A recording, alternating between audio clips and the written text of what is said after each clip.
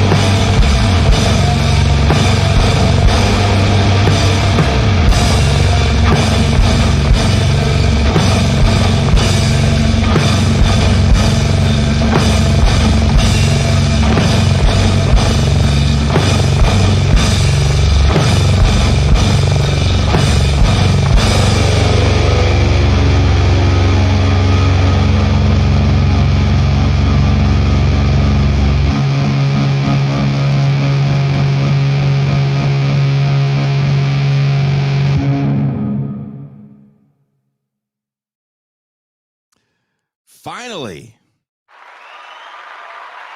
Jesus Christ. Thank you guys for those that stuck around. Thank you, Toussaint, for, talking to people. She's off today. Everybody's off today. This is the last Saturday show of 2023. So many Saturday shows. I remember when we started this, it was out of a necessity. I can't remember who it was. Who was that guest? Was it Norm? Or we had been doing Saturdays by then. Can't remember who the guest was, but we had to do a Saturday show. I said, Pascal, we should add a Saturday show. He's like, I don't know, man. So here we are. 3 years later of the Saturday shows, of course, 4 years total with TIR. And I finally got the video file of the live show. I haven't watched it. I just checked it to see if it worked real quick, and it worked. Usually how this program works, you can upload videos and it'll just play on its own, which is what I wanted to do. But of course, as fate would have it, didn't work out that way. So I'll introduce it. We had a book launch party for, basically, it's an extended essay that I wrote a while back that is self-published, actually. But that essay actually got quite a bit of traction. I was on the Majority Report. Sam Cedar liked it a lot and interviewed me. I think it was one of the episodes of the year a few years ago. But Alfie, I don't know if he's still with Sublation, has his own small publishing house, and he publishes these small pamphlets, and he asked me if I had anything, even something that was older. And I was like, there's this thing that I wrote that I really, really liked. I said, take a look at it now. He goes, I love it. I love it. Let's put it out. I love it. I love it. So since it's about music that, I guess I wouldn't necessarily say I played, well, I guess I played a version of hardcore punk music, more on the metal spectrum, me personally. If you really want to split hairs on genre, it's all distorted guitars at a certain point. And I have all these friends. I lived in a warehouse for years in West Oakland where all of my heroes and influences rehearsed and recorded. And over the years, I had spoke to them about their times in the scene, and I'd asked a lot of questions, very inquisitive, kind of the basis of what we have here.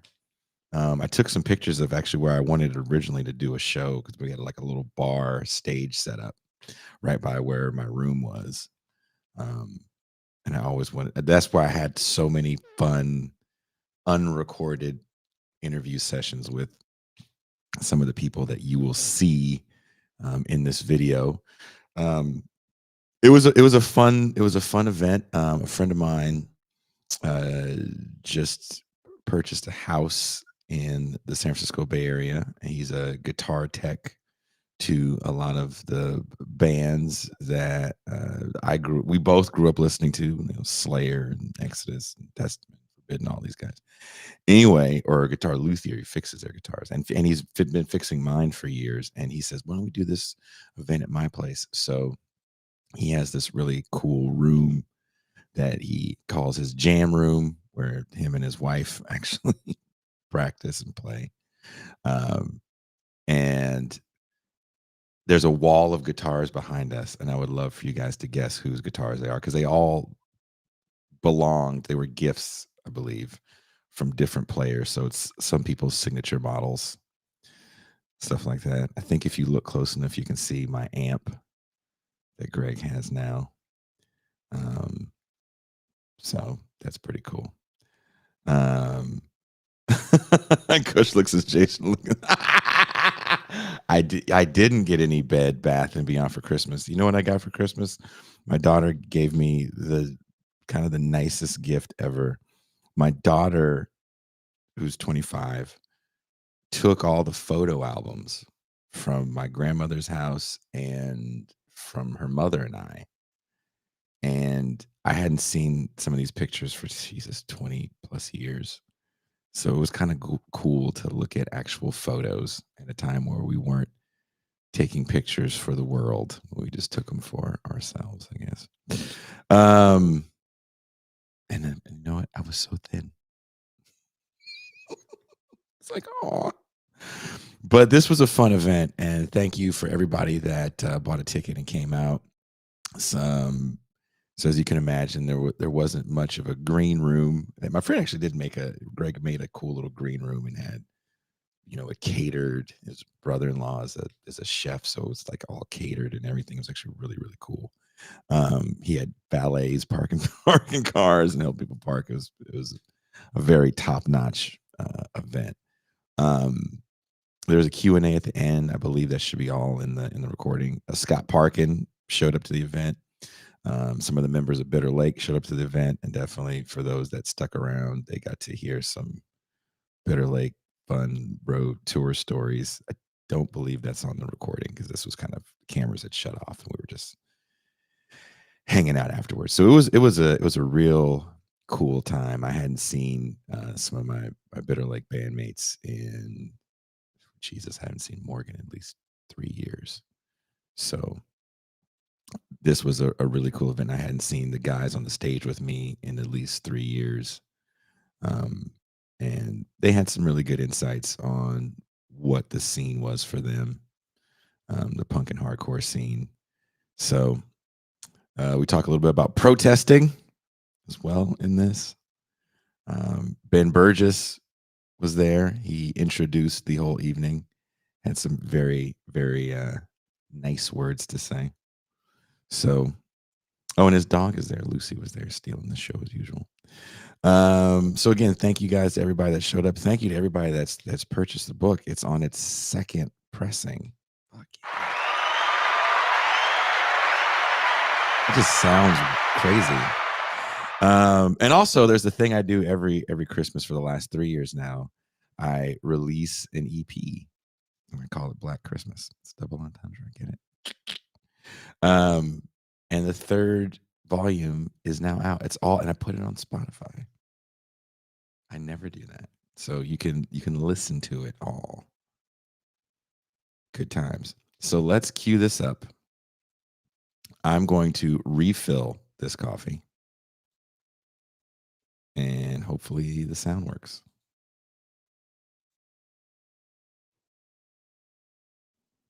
Watch it not play. Just my luck. I was gonna say white trash. Both parents. Do you consider yourself trash? Damn it. All right. Makes you think. Tell us when you want us to go. They just got everything going. So I can't see a fucking We're thing. set and ready to go. All right. And just briefly, Greg had got a whole team of people to set the room up with. I think there was 3 or 4 cameras, and as you can see, we all had mics, and Ben Burgis did not talk into his mic at all. But yeah, so I believe they edited everything, so it's going to be different camera. Like, I'm really excited about watching this video with you guys. Let me know what you think.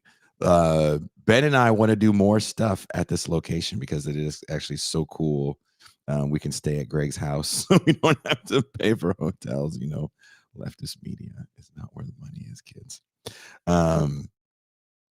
And you know, we can interview more people. Greg was super stoked, and he, you know, started rattling off a list of band guys to interview. So if you guys like this kind of stuff and you want to see more of it, just say the word, and definitely 2024 can be, not, I wouldn't say filled, but maybe once every other month we could do one of these fun get-togethers, invite a live audience. So I will shut up now and roll tape. What's up? Well, welcome everyone to the fucking book launch thingy. Yeah. The book launch thingy. We love the book launch thingy. Thank you guys for coming out. Ben Burgis is going to say some words to introduce the book launch thingy. Yeah, no, came in from LA. They told me there was a emergency. There was a critical shortage of divorced middle-aged Congress podcasters. So, just, you know, if there was a way we could dig one up, you know, I was like, oh, it's okay. And voila. That's good shit right there. No, I see it's being recorded. I'll tone down what I planned, but Don't. Please don't. Please don't. It'll be on my channel, so oh, okay. In that case, anything goes. It's fine then. I've been on Jason's channel and done in-depth analysis of a TikTok video about why this lady very earnestly explaining why gangbangs are liberating. So, you know, I'm not going to hold back. Yeah. That's what I do for a living, Chris. Wow. If you were clear about the nature of his job, now you're good. Yeah. How's everybody doing? Good. Good. Yeah, that's what Thanks for what I like coming. to hear. Yeah, seriously. Thanks for coming. So we are here because this man, Jason Miles, writer, podcaster, musician, my best friend, and his brand new I Was a Teenage Anarchist. And I am genuinely excited that this thing is out. I get to hold it, physical copy, in my hands. This is a big deal. This is a big moment in the story of Jason.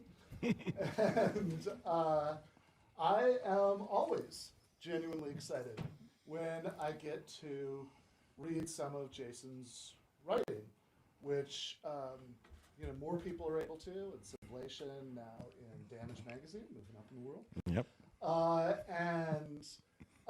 But I think this is really an area where he is just now starting to hit his stride. This is a guy who has built up significant audiences over the years, different overlapping audiences, as a very prolific and touring musician, as a talk show host.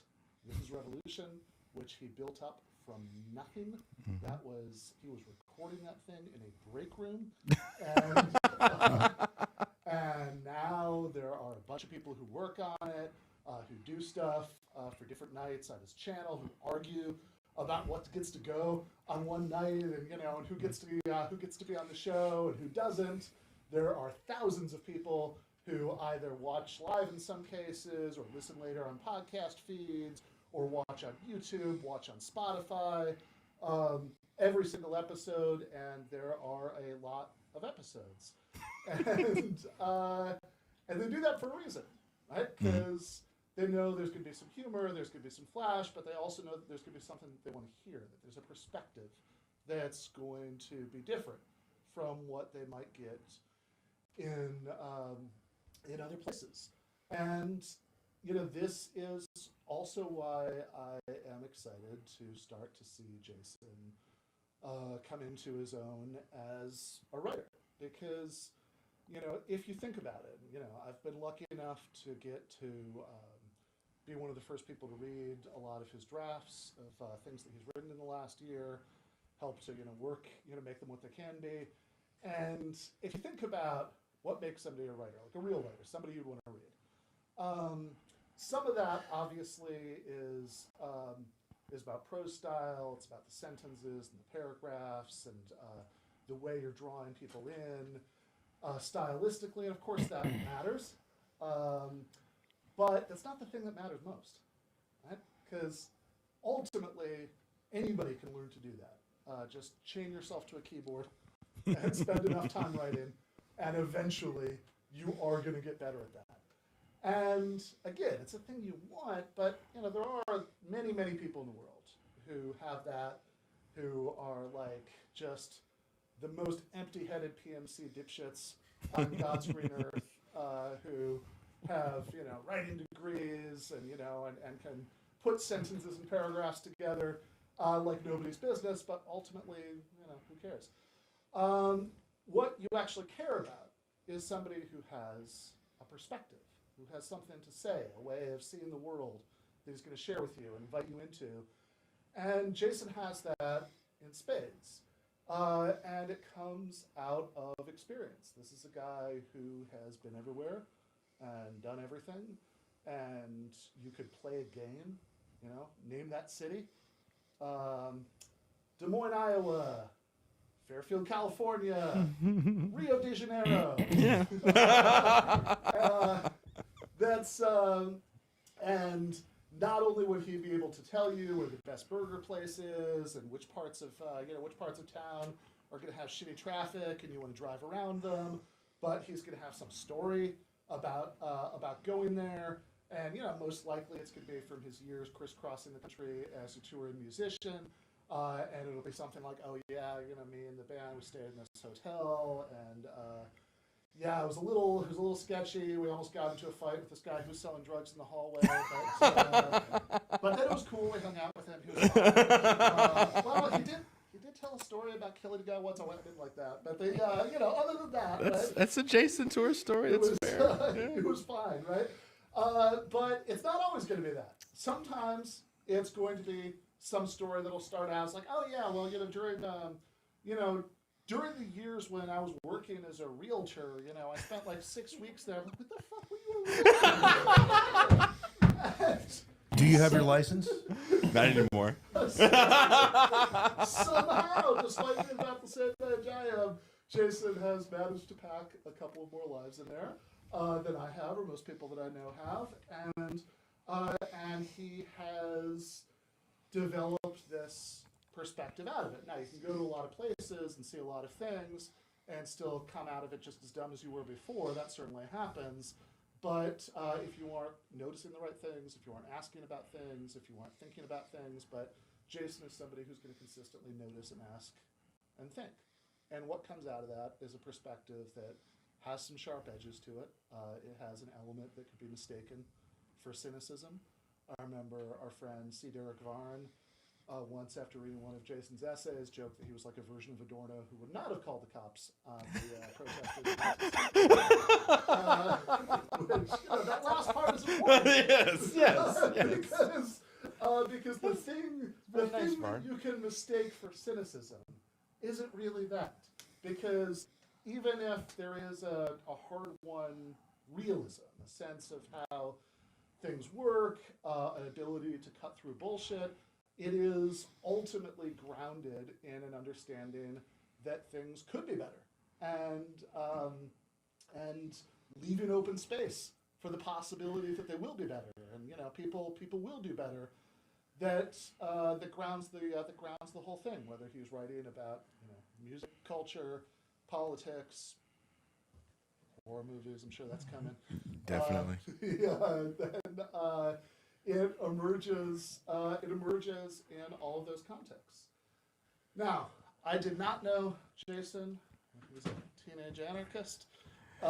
It's just a title. They have I understand where you got it from. Don't step on the line. No, I have. Well, when you're done, I have. I did not know Jason. he's as a teenage anarchist. I have only known him for a few years, but I think in that time I've gotten to know him pretty well. Spent 6 months living 2 units down in the same apartment block in Rosarito in Baja California. And I've known him for a few years since then. And we've done a lot of things together. We have done live shows together in New York and Los Angeles. I have sat on his couch watching a million sketchy slasher movies. I have heard a million of these stories that I've been talking about. I have sat, for example, at the Rabbit Cafe in Rosarito. There are actual rabbits running around there. Jason knows where this is going, but there are actual rabbits running around there. Rabbit Cafe with Jason and my younger brother Dave. As we were listening to Jason tell an elaborate and involved story about a sexual encounter gone very wrong. It's horrible. And just sitting there, laughing our asses off, and Jason is whatever else he is, a natural storyteller. So he is sparing no detail. He is pantomiming. I had to mime it. Gestures like this, and we are rolling on the floor. Now, I do wonder a little bit about the nice Mexican families who are sitting around us, drinking coffee and talking to their loved ones. A lot of them don't speak English, but a lot of them do. But then I thought, this is a man who so many people tune in to hear him talk. They do that live on YouTube. They do it later. They'll buy tickets from other parts of the country to go see podcast live shows. Yeah. And so any of these nice wholesome Mexican people sitting around us who did understand that story, you know what? He should be charging them. Because this is an extra premium bonus feature that you are getting an IRL surround sound 3-dimensional version of Jason Miles being very funny and showing you a little bit of how he sees and experiences the world around him. And that is what we're here to do. So with no further ado, let us hear from the man himself, my friend, Jason motherfucking Miles. Thank you. Thank you, Ben Burgis. Thank you very much. I had no idea, because Ben joked and said, I was just going to say, here's Jason, move out of the way. I wanted to be real quick because I didn't really want to make this is going to sound stupid. I didn't want to make this about me. Originally, when I wanted to do this, I wrote this thing because I love heavy music. And there's people on this stage, there's people in this audience that I've actually toured, got stamps on the passport with. My amp is sitting over there. These guys on the stage don't know this, but what I do today with my podcast has a lot to do with the music that I listened to as a very young person. And these guys kind of shaped my musical tastes, my attitudes towards the world. I'm sorry for that, dude. So you're saying we're old, right? That's what you're No, saying? you know what? I'll be totally honest. I got to live in this. If you've watched my show, you've heard me say this a million times. I lived in this warehouse in West Oakland called Soundwave Studios, and it's where I met a lot of these guys. Never heard of it. It's where this is where I met Greg Day, whose house we're in right now. Chris Kontos was jamming in a room behind me. That's where I got to meet him and pick his brain. Chris and Craig, knowing they were going to be here, I was like, we're fine, because I've picked these men's brains, mined the data for years, unbeknownst to them, writing all kinds of stuff that sadly I lost on the internet. But when I was a kid, I never told this to Craig Locicero, who's on stage right now. When I was a kid, I would not eat lunch, and I'd walk to Blockbuster Video, and they had a section of music videos, and there were one of these I think it was called Hard and Heavy. Oh my God.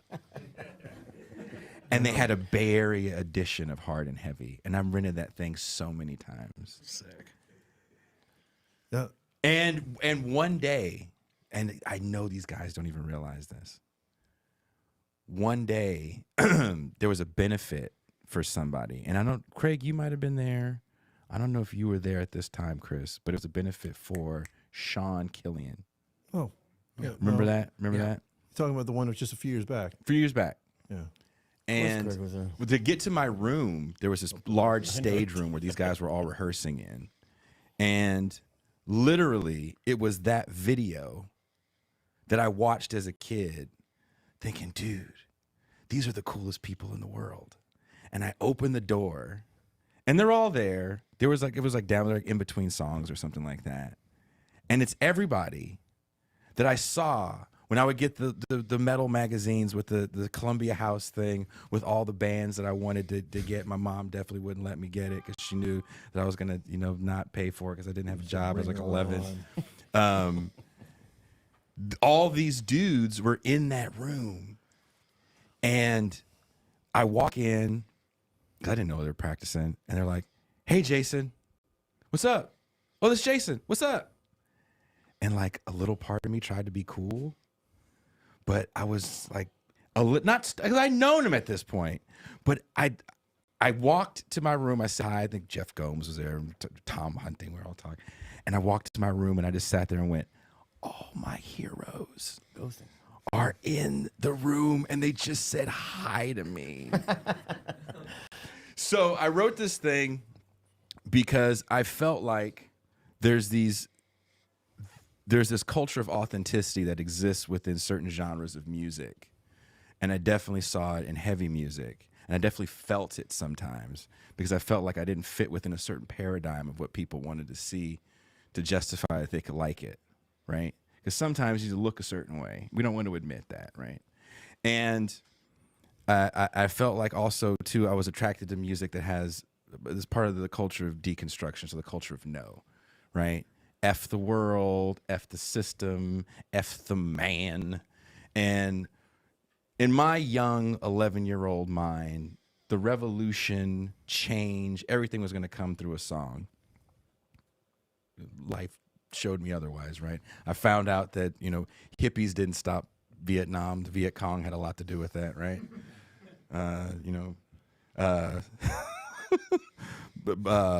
Berets and leather coats, didn't stop the war. So this idea, I start to kind of ask more questions again to some of the people on the stage that they have no idea. I'm always picking their brains, asking about different times in the scene. And there's tons of people that were in and out of the studio.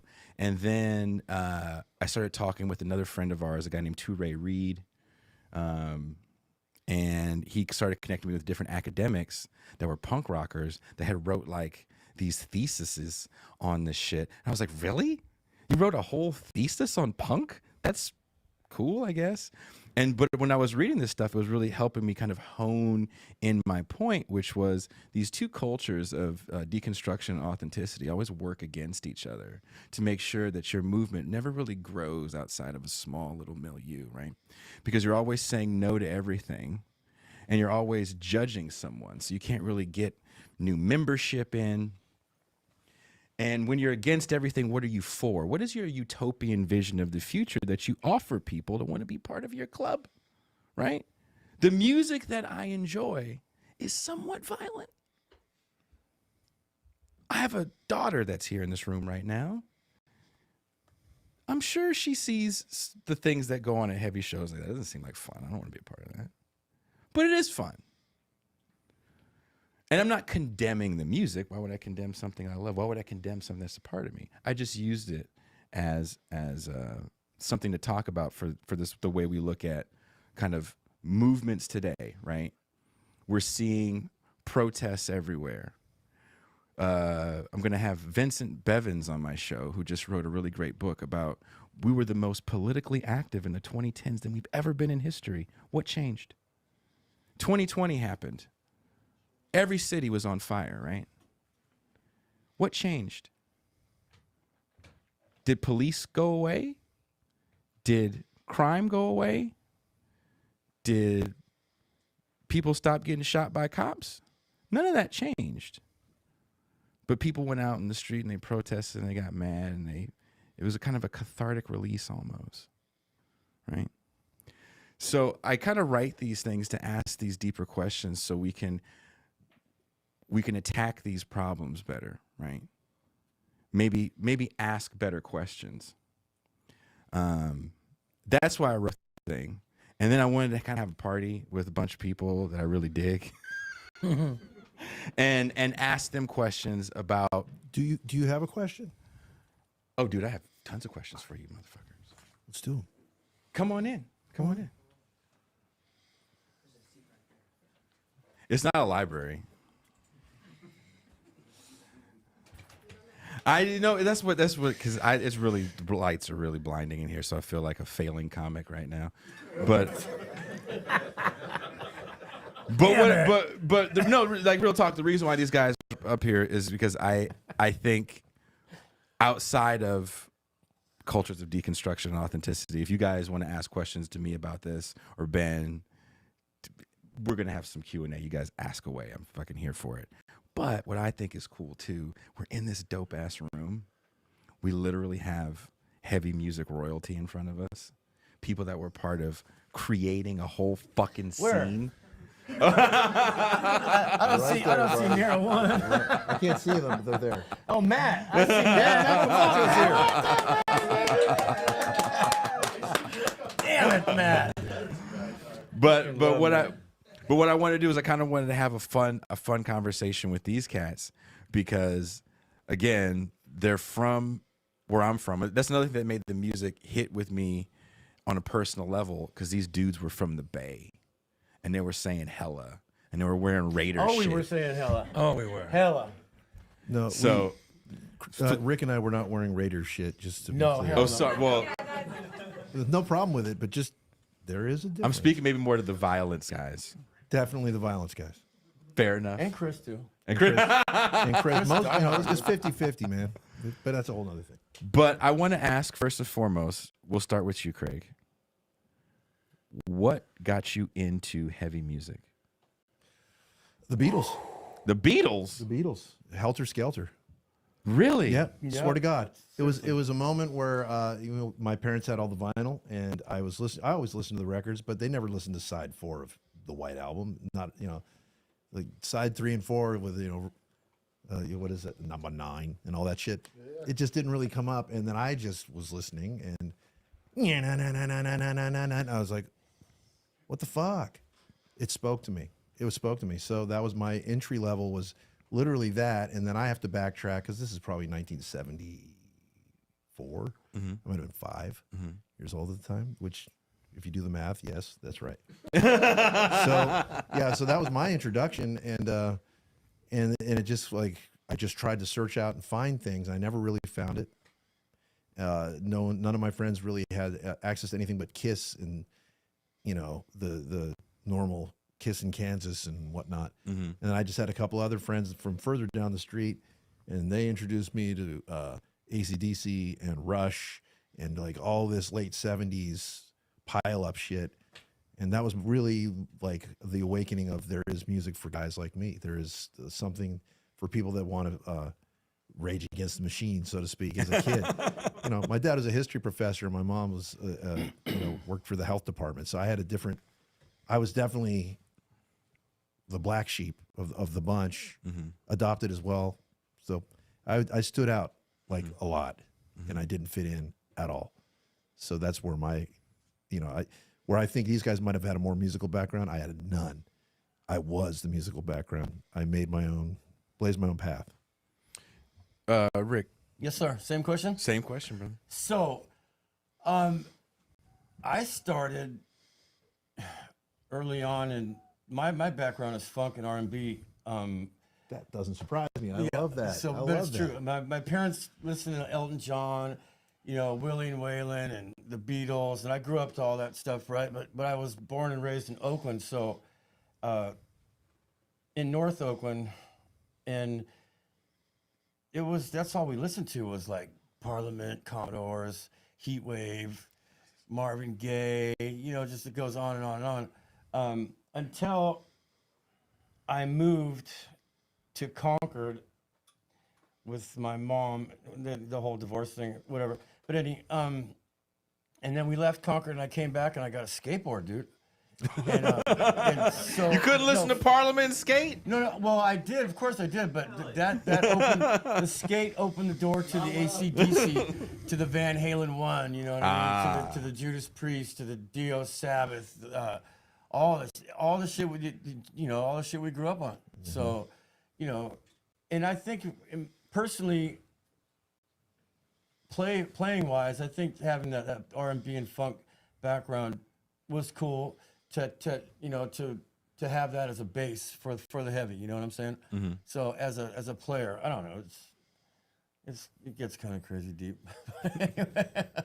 So I can see it. Well, it makes sense. Brother Kontos? My path is kind of based on my dad was in the music industry. He was a songwriter, singer-songwriter, producer, idol maker. He worked at the Brill Building with Becker and Fagan and Carole King. Then he went on to discover the Shirelles and brought Dusty Springfield to the States for the first time in her career. Worked with Dr. John Hammond. Damn. So my parents met in the music industry. I was brought up in the studio sitting on Rick Derringer's knee or whatever. So I was always in the studio, always around music. And when my folks kind of divorced, separated, all of his records from music companies would still come to the house, the promo copies, the old corner cut off the side of or the gold stamp, promotional use only. So my mom would like be pulling out Boss Skaggs and whoever, and I'm like, Alice Cooper Killers. Or the first Kiss album or first Black Sabbath album, they'd be in there, and I was like stashing those and listening because I always had the ability to play the stereo. I was allowed to put records on the stereo and play music. So that's kind of what kicked off my heavier direction.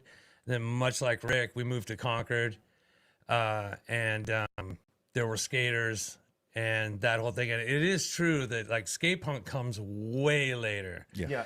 You know, the whole Stacy Peralta vibe, that whole thing, that long-haired kind of, it was still rock-based. It was, you know, like you said, Priest, Van Halen, AC/DC was huge in that, you know. Z-Boys guys. Yeah, you know, it was like rock first. Right. And then it molded into Devo and Black Flag and older brothers, you know, that having that lean. And that just spoke to me, you know, as like you said, angry, deconstructed. My mom and my grandmother were super politicos and on top of stuff. So I knew about Pol Pot and the Khmer Rouge. Yeah. I knew about Franco. I knew about what was going on in Chile, you know, on point, you know, at the time. I was involved in the adult conversations as a kid. So as that music came at me, I was like, wow, okay, this is a definite correlation between, like you said, music can change the world, right? Yeah. Does it? Did it stop Vietnam, right? Like you were saying, is on point. If you guys read the book, I definitely Here say we 84 go. is an important year because I read the 84. book. See, 84 is an important year because Reagan gets reelected, and it's kind of like your whole movement is against this ultra conservative moment that's happening in the early 80s, and you're so laser focused, and we're going to defeat this Reagan Thatcherite conservatism. Yeah. And it was, you know, it was in our face too in the scene, right? We had Feinstein trying to, you know, close every single one of the clubs that we all were trying to come up in, you know. The Mabuhay, right? And she was liberal. Oh, she was 84 trying. was like the beginning of all of it, really. Yeah. 83. Yeah. Seriously, that was like the beginning, dude. 84. Yeah. Yeah, 1984. That's 84 is a huge year for it. It is. Yeah, It it's was. the very first political conversation I could ever remember having. I was 4 years old. I came downstairs. I'm sure I didn't know. In that jacket. Damn it. Don't be ridiculous. I obviously had a smaller. I'm sure I didn't know what an election was, but I remember like waddling down to the kitchen, and my dad is like reading the newspaper, and I knew that there was a thing that somebody won, somebody lost. I guess that much at least had penetrated, and I was like, oh, who won? And I still remember my dad just looking at me, and he just had this expression of like utter like sorrow and disgust. Reagan. And that was a re-election. So Yeah. he had already done one term, and I think the other part of it that fueled all of what we're talking about here is that constant threat of fucking thermonuclear war. Absolutely. Oh, the So- Cold And if War you years, listen yeah. to the lyrics, of the That's old really what music, it was about for most of us most of thrash it is guys. about that. I think the punk guys were more on the tip of getting into the system, breaking it apart, 100%. corrupting it, rotting it from the inside. Metal guys are all fuck war, Satan, you know. So it was a lot more simple, but the guys weren't necessarily, you know what I mean? Well, I Like, think Then it that's started I to think match. that's a big thing. Like coming from the hardcore punk scene, after I met my wife, you know, she was heavily connected to the Bay Area metal scene, and I was heavily connected to the punk scene. And something I have to say, and I'm not being like hard on anybody, but a punk rock party, and you're sitting there with Dave MDC, and you're talking about some seriously heavy shit. And then I would go to a metal party, and it was like, catch my snot, you know, or, let's hit that guy with a pan, or we're talking about off right now. you know, and Thank you, Paul. The question is, which one do you want to go to? right. They Well, both being at both was kind of cool because I feel in a lot of ways, you know, I kind of got in some conversations where I actually found out that there was some depth there underneath the Paul Bailoff mentality of, you know, that whole thing. And then it did spur conversations, and I did watch metal grow because war is heavy turned into like war is fucked, right? And you see that starting to happen. But what's interesting about that moment control and- is Yeah. that there's no war. I mean, you guys, nobody was thinking about Grenada. But Right. it was there. There was the There's threat. always a it was CIA it was the fucking Cold War endeavor. threat. To be totally fair, I mean, there are people, there are like punk bands like singing about Nicaragua. There's Oh, no yeah. band This that is sings about post Nicaragua. Sacred Vietnam, Reich so sings it about was still in Nicaragua. the air, though, bro. I mean, because I don't know, my dad wasn't in Vietnam, but it was post Vietnam. There was war. It was just not. Get this up here. Anyway, that's what we wrote about, dude. That's what we wrote about. Yeah, it was watching that growth happen from like 82 to 90 was super cool to watch happen amongst the mentality of growth. And it wasn't just like I saw something on CNN that's heavy, I'm gonna write about it. It was like some people were digging in finally. Now what? This is what was interesting for me. I remember I asked. Who did I ask? Singer from Heathen, Dave. Dave. I asked Dave because wasn't he David Blind White. Illusion? Wasn't he in Blind Illusion? He was. Back in the day. We were talking about like before Metallica. I was like, what was the Bay Area like before Metallica? We always hear people talk about when Metallica came. Music wise? Yeah, but you guys all existed, of course, before you knew what a James Hetfield was. What was that scene like? Because it's still. How are you guys? I can't. going I from- can't speak to this because I really didn't even get to a club show until 1984. So these guys were already in it by then. Okay, But it was like it was a pretty small amount of time before there was James Hetfield. Yeah, that's true. You know what I'm saying? It was like I don't even think James was James. until Metal I figured it out. Mondays. James Hetfield wasn't Hetfield until he came to the Bay Area anyway. Yeah, that's so what I it's mean. like- Yeah, take a and- minute. Thank you, Cliff. yeah. Thank you. Cliff. Yeah. You know, and I'm sure if James was here right now, he'd say the same thing. He may not. So it was Old Waldorf, 83, 82, 83. And this is like when I was going to see Anvil Chorus was my favorite band back then. And Griffin. And Fuck, Griffin was good. Griffin was good. Griffin was badass. So I'm open up for Exciter. Yes, right? Yes, was Yes. Yeah, yes. And there's a whole bunch of bands. But it was Everyone wore spandex at that point. Yep. I think all. Was there a every picture sound I that you would saw- say was a Bay Area sound at that time, or were Right, people no, just trying to sound like? not at that moment because because we had the head-ons, we had the overdrives, we had all the hair guys.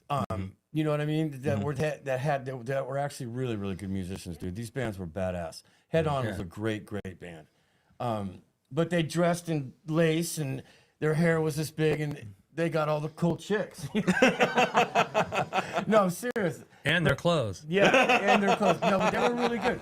But this is like, there are different fronts when you say about the Bay Area scene. I mean, so we're talking about the heavy scene. It wasn't really dialed in yet, man. I don't think we it were gets- still trying to figure it out. I don't think it gets defined until crossover happens. Really? Because see, the period that you're talking about right now, it is not cool to have purple fucking hair in the metal scene. And it is not cool to be some long-haired hesher in a punk show. That's right. You were And getting you're getting What is beat the up. band? What is the band that crosses it over in your Okay, opinion? check this out. You're gonna. Go ahead. Well, he was in one of So the main there ones was right here. my very second gig with Exodus was at Eastern Front. It was put on by Wes, and Suicidal was on the bill. And I think as far as the Bay Area is concerned, that's when, I mean, Suicidal was Suicidal. They weren't punk, they weren't metal, they were just suicidal. But they brought a whole bunch of fools up. But you with them. remember it was 2 days, 2 days. right? Don't leave out Slayer. So you had Circle One, the first day, one of the most violent, brutal punk bands from LA. You know, so there was like the punk and long metal guys were thing getting their happened over asses 2 days because it wasn't cool yet. They kind of separated it, but everybody hung out. That was a trippy, Right? It was trippy. And the fact that Suicidal was on the second day made a lot of Crossed it people over. hang out That was from the that was punk a day. crossover. Really? It was crazy. So Yeah. you would point to Suicidal as the band for you? Because I've seen. Remember, so Well, my one life of in the this bands. is One of the pictures. bands. So I remember seeing a picture of like it was a show. I think it was in Berkeley.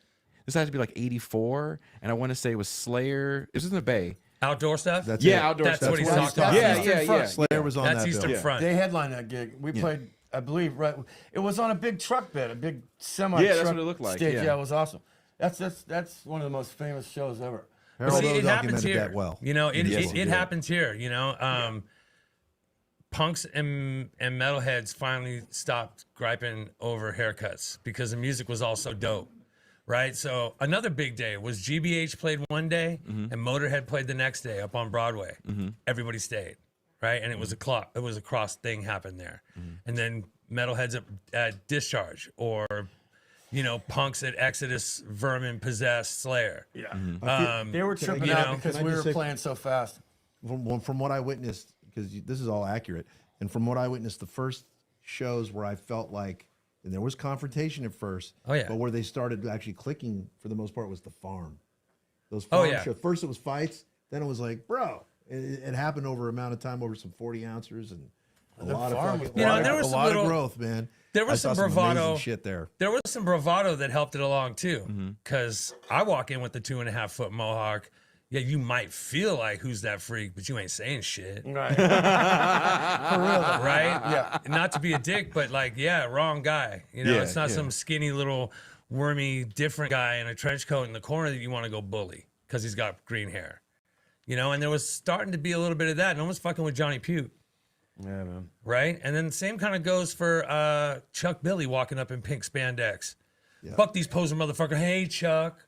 Yeah, well, see, that's the whole double You know? death patrol. Double Death Patrol. These guys look like, you know, Well, it was guilt. It was guilt at first. Like right? Yeah, pro let's go. wrestlers. Danny Gill. there was some stuff to where everybody was kind of like, hey, we need to kind of be cool, like, you know, like you get your ass beat if you say shit to them. And They that, did have I'm that not going to though. deny that, you know, like you were saying, the whole violence thing, right? Not the band, but violent, right? That violent thing comes with intention, right?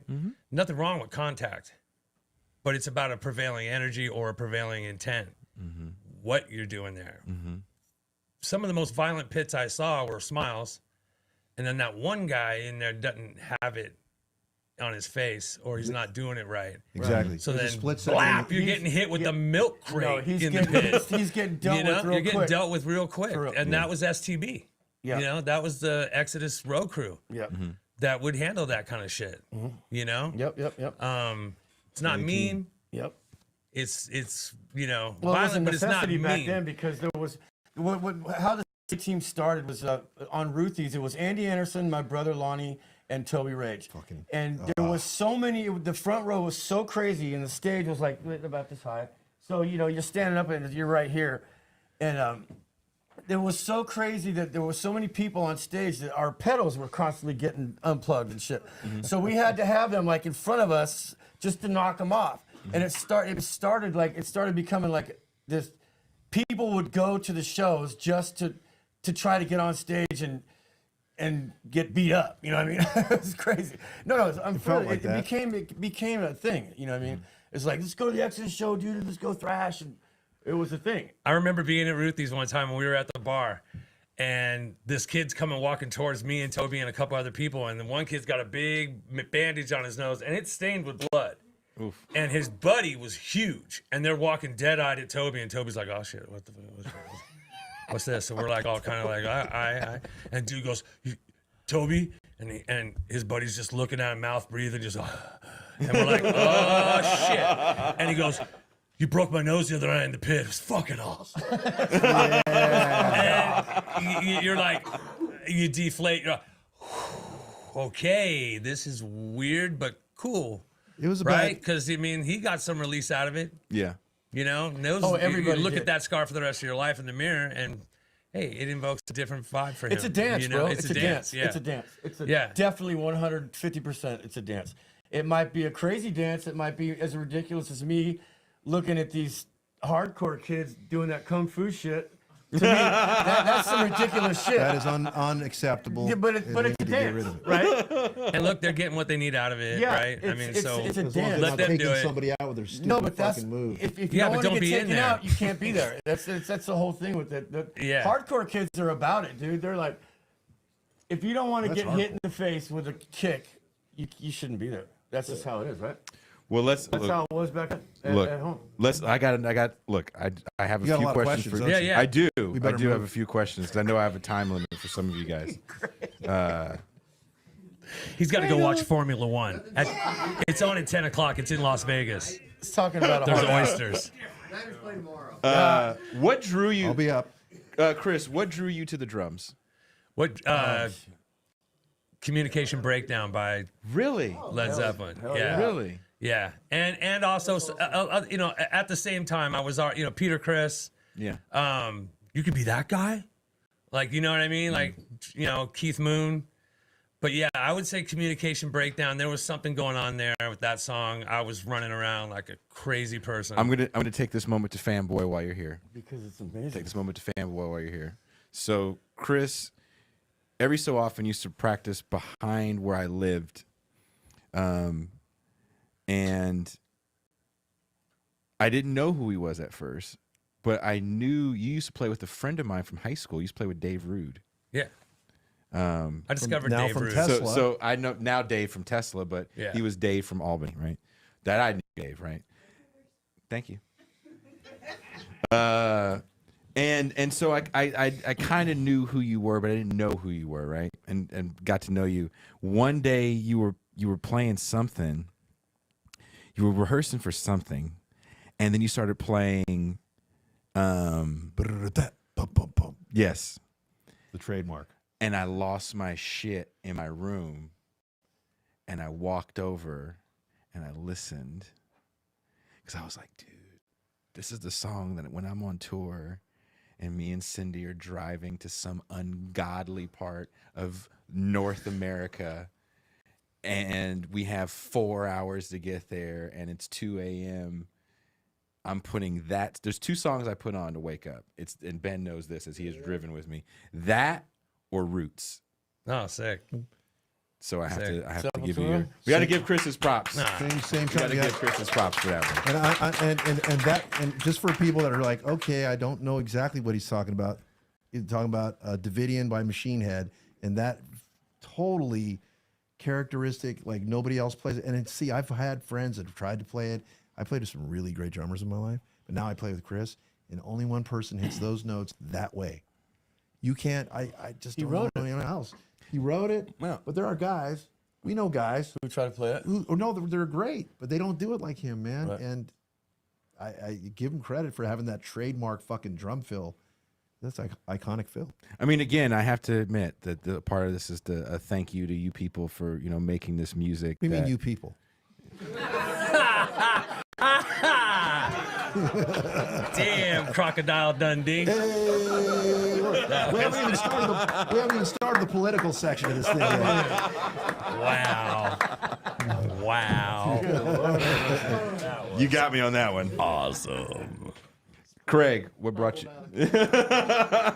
Craig, what drew you to the guitar? Oh man, well I wanted again from my family. One thing I got to say about my mom, aside from the health department thing, is that she was also the president of the League of Women Voters of Las Vegas and Nevada. Mm-hmm. So I had a little bit of political, like pushing for equal rights, always looking out for equality was a huge thing. She wasn't like a militant by any. She was an organizer. So my whole family did. I mentioned no one played music, right? So we moved to the Bay Area. I have never got to play an instrument really, except for sit at somebody's piano or grab an acoustic guitar with a penny or something. And I'm like, I got to play something. I want to play drums. Drums are too loud. All right, well, can I play bass? And my stepdad had 3 kids who were in a band called the Soul Connection, and they practice in his garage, though. Bass is too loud. It carries down the street. Can I play guitar? You can turn it down, right? Yeah. That's why I played guitar. So I went down the line, and then I found what was right for me, and that was my beginnings to guitar, and it was an immediate thing for me where, okay, this is right. I heard riffs, I heard songs. I was in Forbidden Evil before I had turned 6. I was already 15 when we started Forbidden Evil. So I hadn't been playing for more than a year and a half by that time.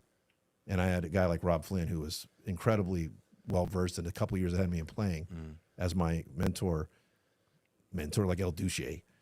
But yeah, he was like, kind of my mentor. What? Oh, you look at your dog. Oh, Lucy's awesome, by the way. I love your dog. Your dog. Clap it up for Ben's dog. So that was my origin story. Rick. Yes, sir. Guitar. So I went before guitar. I played piano, and I played ragtime piano. Oh. I used to take lessons from this dude named Chuck Dutton up in Kensington, Berkeley. This old drunk dude. And my grandma wanted me to learn how to read music, and I was like, man, I can't. This is crazy. This looks like gibberish. I didn't want to learn how to read music, dude. So I just and then I sold the piano that I had, and I bought a Univox Strat. And then the reason I play guitar is I got to give Eddie Van Halen credit for that. Oh yeah. He's the one that really got me stoked on the guitar for sure. When you heard Eruption or what? Yeah, the whole VH1, absolutely. Game changer. Blue, total. Was VH1 a game changer for all you guys? Yes. Yeah. Without Yeah. a doubt. If anyone who says it wasn't, it's just being a dick. Yeah. Because I mean, No, for real. For me, it was the tuning on the drums thing. Yeah, You know, because Alex- Alex 70s, is so underrated, dude. 70s drums, they're big and rubbery, right? And Yeah. yeah, of course they go doom, doom, doom, low, right? But there was not a thing happening. Yeah. And Alex comes from a big band kind of mentality, right? So then I find out his drums are tuned to the A train, right? And right? And so I'm like, oh, okay, that is a thing, right? And for me, he hit the cymbal on the right note, right side cymbal with the right side chord, and that all became like a musicality to me that I really heard, and of course Neil Peart as well. But for me, like getting into that record was unbelievable, unabashed, unapologetic. So raw. And then I want to rock and ask roll, dude. I want to ask this final question before we start taking questions from the crowd, which we've always wanted to do at a live show. We never get to do. That's true, yeah. So we finally get to do it. You know why? Because Matt and David weren't here. Yeah. There's only one guy who knows who Who they are. Yeah, we don't have a point of reference for that one. Right That's there. okay. Just they're nice guys. actually good friends. Good friends of ours. I'm just not famous enough. That's all it is. It's just me. It's me being a doucher. Yeah, But- the guy, he's still mad because this guy in the front row who watches Matt and David's show and watches my show and doesn't watch This Is Revolution. But, this is He saw me on someone else's show. It's like, oh, come check it out. I'm in the area. I'm fucking glad you're here, brother. I'm glad you're here. it kind of does sound like it. It's just, It's a family vibe. We fuck with everybody. Please don't. We haven't gotten to the racial humor yet. Please stay. But seriously, you guys were part of a scene that for me I talk about on my show all the time. There's a few things I talk about all the time. It's 90s hip hop in the Bay Area because I was there for that. And I always talk about the Bay Area metal scene because after getting to know you guys as well as I've gotten to know so many of you dudes, and a lot of you guys have been extremely helpful to me, from fucking Billy Gould giving me and Cindy microphones when stuff broke, Ted always giving me something. Sometimes it works, sometimes it doesn't. Chris always giving me some advice, helping. You actually helped put a show on for me and Cindy before. Yeah. So what I always saw from that scene, to me, it's to me, you guys might tell a different story, was a certain amount of camaraderie amongst the people in it. I remember there was a cat, he had played in Testament for a few records. I can't remember his name. No. James Murphy? Yes. Yeah, I knew you were going there. And everybody came down to just say what's up to him at the studio. And I thought that was dope that they just heard their boy was in town. I was like, oh, our boy's in town. Let's James go say what's like, up. So he's the shredder, bro. Like, real quick, tell me about the height of that scene and tell me about when you felt that scene was over and why do you think that was? I'll take the over part. I'll tell you what. The height? The height. Of the scene? Yeah. Well, how high can it get? Jesus Christ. I don't see a height or a low. I don't think it's ended. A lot of people love to talk about how grunge came in and crushed metal. And then I hear a lot of bands like, oh man, as soon as Nirvana came out, we were dust. Burn My Eyes. Yeah, Burn My Eyes. Happened Well, listen, the same week. You know what? I get this shit all the time. So I'm not gonna. I don't play into that. I think our culture is one of the strongest music cultures that's ever existed on Earth. 100%. It still is. Doo-wop didn't last as long. Boy bands don't last as long. Anything. It's for real. Anything. It refuses to die. I was just talking to Mike Muir the other day.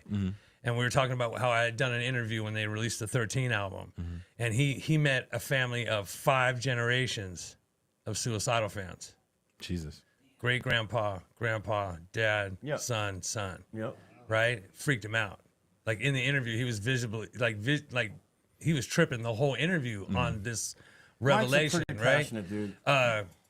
You know, Ozfest. Huh? Yeah. Head on straight. You know, No, you he's a got pretty dad there to passionate see dude. Black Sabbath. You got the daughter to see Devil Wears Prada. You got the little son there to see Slipknot. And, you know, down the line to the band out in the parking lot at 9 a.m. who the youngest kids, you know. It's relentless, man. It doesn't stop. It hasn't stopped. There's been bumps in the road and everything like that. And there's might have been grunge, you know, was there, and there was in the early '90s. There was a bump in the road for thrash, but there, you know, like for Exodus, for example, Force of Habit, people slag on that album all day long. I fucking love the album myself.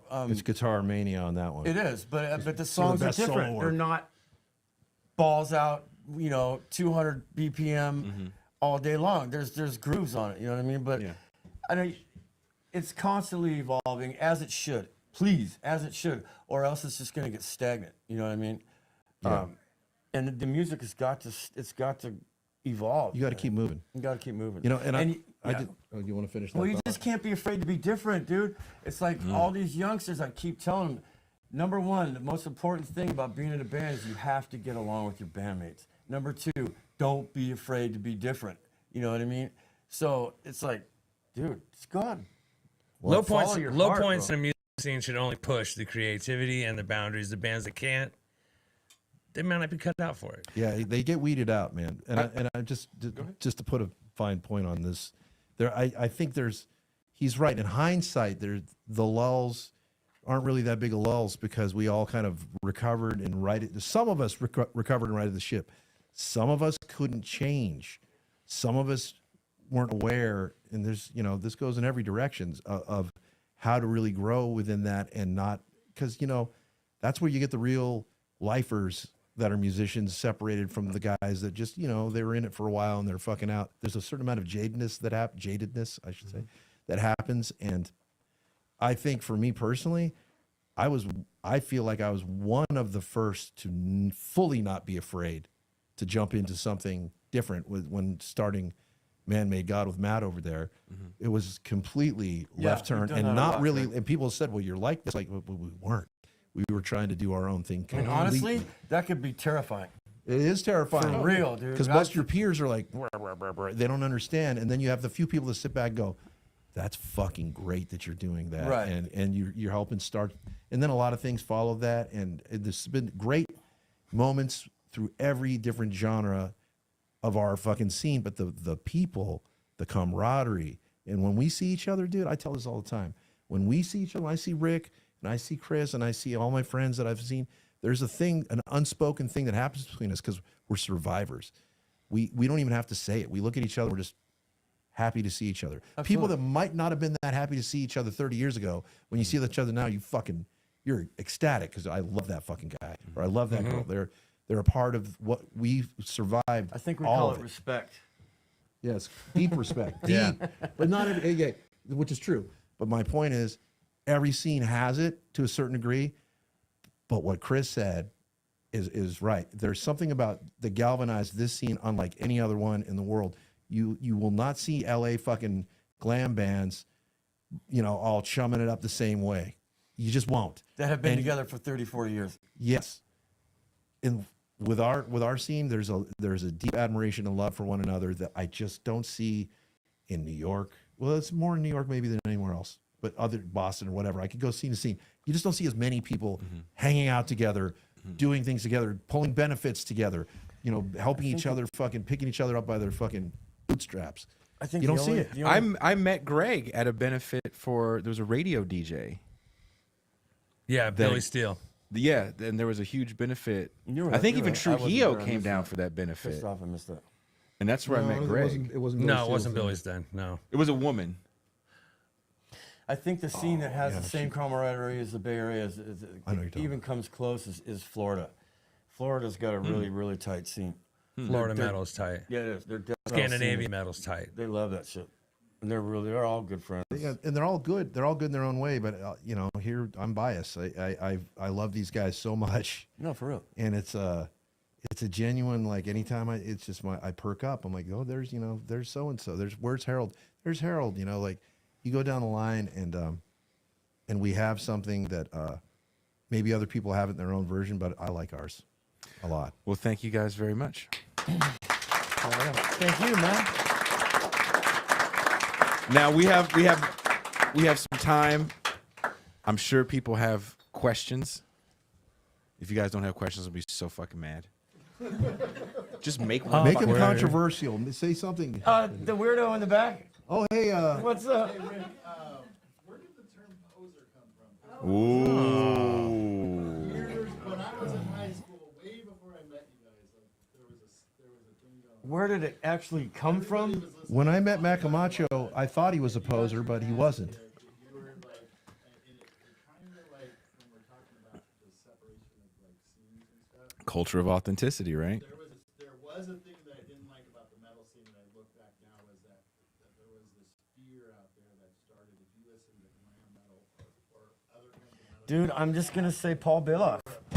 That's all. Paul was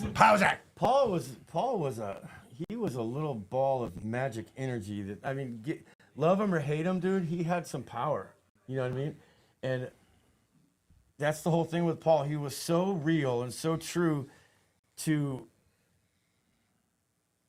what he loved that people either hated him or they really, really loved the dude because he was so real. You know what I mean? That's charisma, baby. Yeah, he He was. had charisma. And it's so funny because Polarizing. if you ask any girl in the thrash metal scene back in the day, in the early 80s, in the Ruthless days, what do you think about Paul Bailoff? Oh, I fucking love Paul. He's so funny.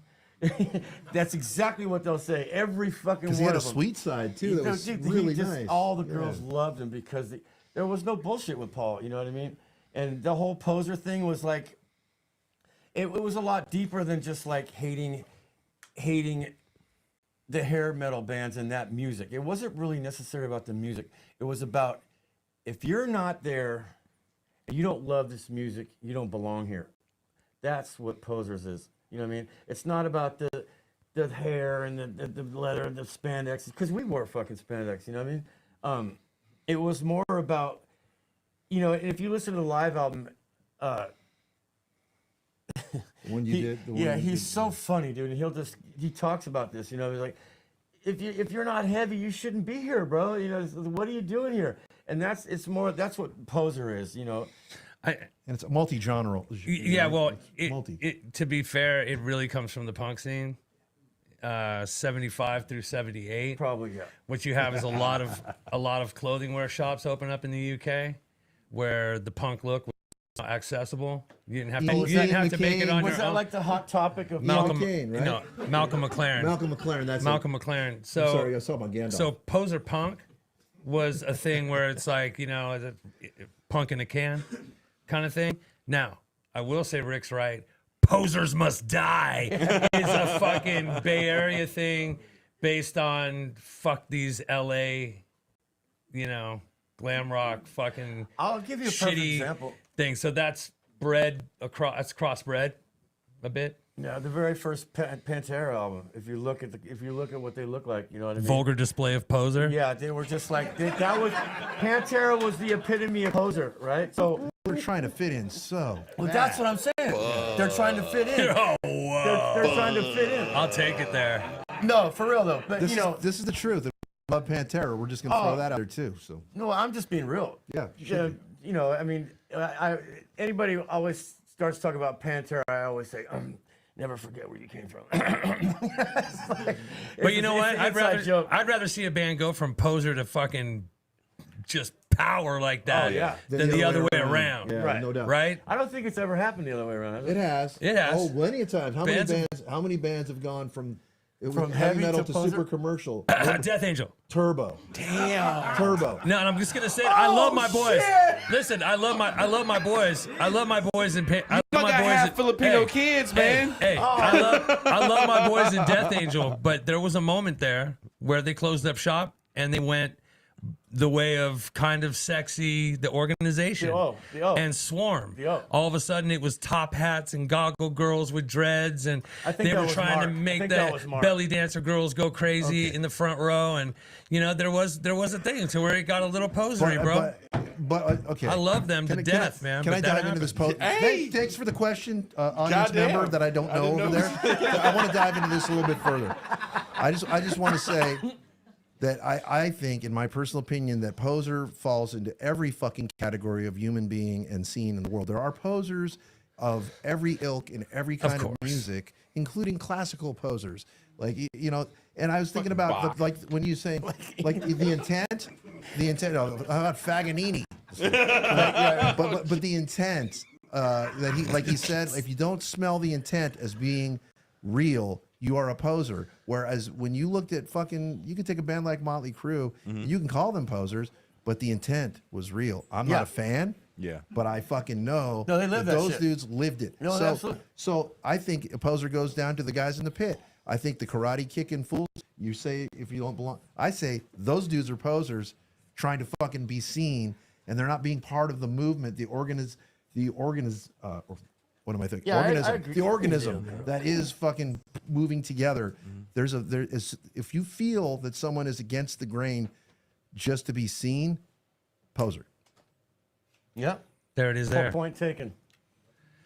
Any more questions? You guys are the. You know what? I do No, a don't be show. shy, come on. I do a I show. see a hand. Okay. Let's just Go go to the ahead. hand. Who's that? I can't see. Ask the question. I mean, another question about the whole poser thing. You really When want to band start a fight. changes, at what point is it just like, well, they just changed, and they kind of like maybe are trying some different things, like if the whole thing about like the Metallica Black album, like you know what I mean? That's where I know a lot of people got off the Metallica train, but when you listen back to it, you're like, but it's a good record. It's a great record. It's an awesome record. Metallica's Metallica, bro. I mean, it's just Yeah. like they've been around so long. They can't stay. They have to change. That's what I mean They can't write brilliant shit like every fucking song. You know what I mean? You're That's a fact. You know, you're not gonna. you're not gonna like everything they do, right? I mean, Yeah, but the intent was still there though, right? No, with that record, right? It's like if it smells like it's chasing the money, that's or right. if they're it doing smells for like we're not popularity. going to be able to do this with this thrash metal, we're not going to get on MTV unless we poof it up a little bit. That's where it stinks, So right? yeah, Yeah, the they Black never- Album, right. the They Black never Album did, is no. not a Poser record, but those first couple Load albums are verging towards trying to be something. When you pull out Feather Boas and Mascara, if you didn't do that years before, you Yeah, might be that's chasing kind of something. that's on a. You might be chasing, Yeah, that's kind of on the verge. but we But still. that is true. That is a good question, Yeah, you it know, is. because yes, you do have Well, the right well, as an I'll- artist to change. Let me up the ante. Andre 3000 from Outkast. fucking love him. Not a poser at all. It's too soon. Who said too soon? What happened? Andre. It's Andre 3000. I don't know what happened. From Outkast. I love Has Outkast. released a new solo record Okay. of his flute playing. And the first track off the record is called "I Really Wanted to Write a Rap Record for Y'all, but I Wasn't Feeling It," or something like that. Okay. And so he's been walking around for the last 5 or 6 years. Maybe you've seen pictures of him with a backpack on and a flute. And he just plays his flute. It's like an old flute from the Mesopotamian era. You know what And- happened? But hold on. He's been walking around with this flute, and people see him. It's like Bill Murray almost. And people take pictures of Andre. So he recorded a record with like these big time jazz musicians. And in interviews, I read actually a really good piece about him in The Guardian, where he's just like, "I'm 48, and what do you want me to rap about? My colonoscopy?" Right. He goes, "I don't really have anything to say." And I want to ask this question. Not a poser. That just comes in. That sounds like some brilliant self-awareness to Yes. me, right? That sounds like some brilliant self-awareness, Yeah, right? man. Because if you're out of shit, you're out of shit. Well, let me He's just raise to the you point this. Where he ain't got nothing to say. He wants to play Right. the fucking flute. That's Let me raise you this. so fresh and so clean. I thought it was interesting. So our producer, my show producer, and I, M. Toussaint, we're talking about this. We weren't going to do a show around it, but we were having an interesting conversation around it. And I was kind of coming from your guys' perspective of maybe you don't want to be all the time. You know, I did all this heavy music, and then I moved to Mexico, and I listened to the ocean when I go to sleep. So under the same moniker of my band, Bitter Lake, I released all these instrumental projects that are like super chill. They're still tuned to drop F sharp, Yeah. but it's super chill, right? Because that's the way I was feeling. But my producer raised me this question. She goes, "But do you think capitalism has a little bit to do with it?" And I was like, "In what way?"